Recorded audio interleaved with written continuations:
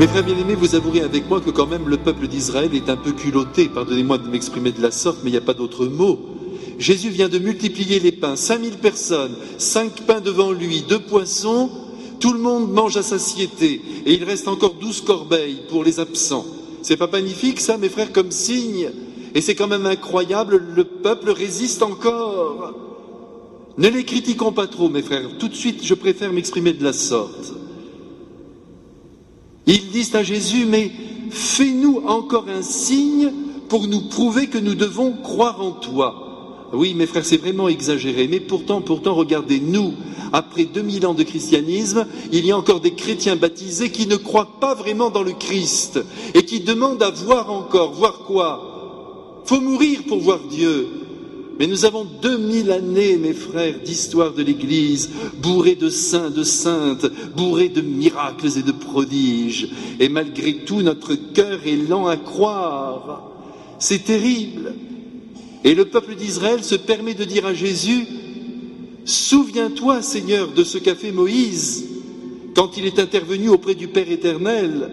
Nos ancêtres n'en pouvaient plus dans le désert. » Alors ils récriminaient, ils se sont mis en colère, et Moïse est intervenu auprès de Dieu, et le lendemain, que s'est-il passé? Vous le savez mes frères, le soir il y avait des cailles qui tombaient sur le camp, c'est vrai, c'est historique, et le lendemain il y avait cette fameuse manne, une sorte de concrétion en forme de givre qu'on trouvait tous les matins dispersée sur l'ensemble du camp.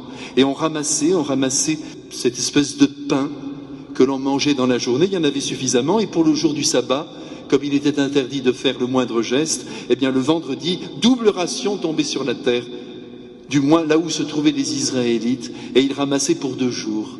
Et voilà l'exemple qui est donné à Jésus, en leur disant, voilà, ça c'était du pain qui descendait du ciel. Jésus dit, non, c'était encore un pain matériel qui venait pour soutenir l'organisme des Israélites, pour qu'ils puissent tenir encore debout dans le désert et marcher en direction de la terre promise.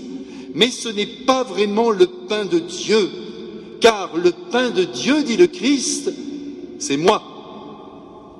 Et là, voyez-vous, mes frères, je voudrais qu'il y ait dans votre esprit un tout petit oubli, si je puis dire, que vous vous sépariez du pain eucharistique pendant quelques instants. Il est entendu que l'Eucharistie, c'est le Christ. Mais d'abord, Jésus a voulu nous dire que le pain de Dieu, avant de prendre cette forme sacramentelle, c'est lui, c'est sa personne qui effectivement est descendu de la gloire du ciel, est entré dans la chair de Marie et nous a été donné pour illuminer le monde. Évidemment, l'Eucharistie est la forme suréminente de sa présence. Oui, c'est vrai, c'est lui. Avec son corps, son sang, son âme et sa divinité. Le catéchisme nous l'enseigne et nous devons le croire de toutes nos forces, ne pas émettre le moindre doute sur la réalité de la Sainte Eucharistie. Mais ce soir, je voudrais vraiment que vous compreniez que ce pain de Dieu, c'est Jésus.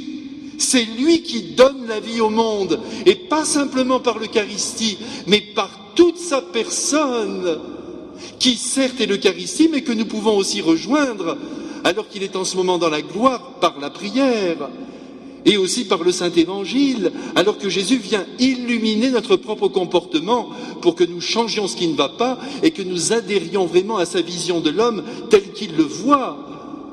Le pain de Dieu qui donne vie, c'est le Christ, vie à notre corps, vie à notre âme, vie à notre esprit. Et puis bien sûr, dans la Sainte Eucharistie, il est là. Et tout à l'heure, nous allons vraiment le recevoir avec une immense joie, c'est un cadeau sublime. Mais souvenez-vous bien qu'il est lui-même, notre Seigneur, le pain qui se donne à manger. Il faut prendre le Christ, j'oserais dire dans la familiarité de notre vie. Quel rapport vous entretenez avec le pain à la maison? Surtout nous en France, le pain, Dieu sait si c'est important, ce n'est pas le cas de tous les pays. Mais pour nous, c'est très parlant. Il n'y a pas une table où il n'y a pas un bout de pain. Eh bien, c'est comme ça qu'il faut vivre avec le Christ, avec lui, tout au long de la journée, et avoir une immense dévotion, bien sûr, pour le Saint-Évangile. Vous allez voir, quand on va mourir, comme on va regretter d'avoir bu à d'autres citernes, même si l'eau était assez claire. Là, nous avons une source qui coule, de la bouche même de Dieu. Et il faut boire à cette eau. Il faut manger le Christ. Et notre Seigneur nous promet que si l'on s'approche de lui, et c'est la dernière phrase de ce saint évangile, on n'aura plus jamais faim, on n'aura plus jamais soif. Pourquoi ? Parce que notre désir sera totalement étanché, nos besoins seront réglés, nos goûts dépassés dans la mesure où on vit vraiment avec Jésus et on se laisse combler par lui. Et d'ailleurs, s'il y a une insatisfaction qui traîne sur votre vie, c'est que le Christ n'a pas encore pris possession de votre être. Ça ne suffit pas même de communier, Dieu sait si c'est grand. Et vous savez combien chaque jour, je vous invite à le faire avec beaucoup de foi, à vivre ce moment de rencontre inoubliable, c'est vrai.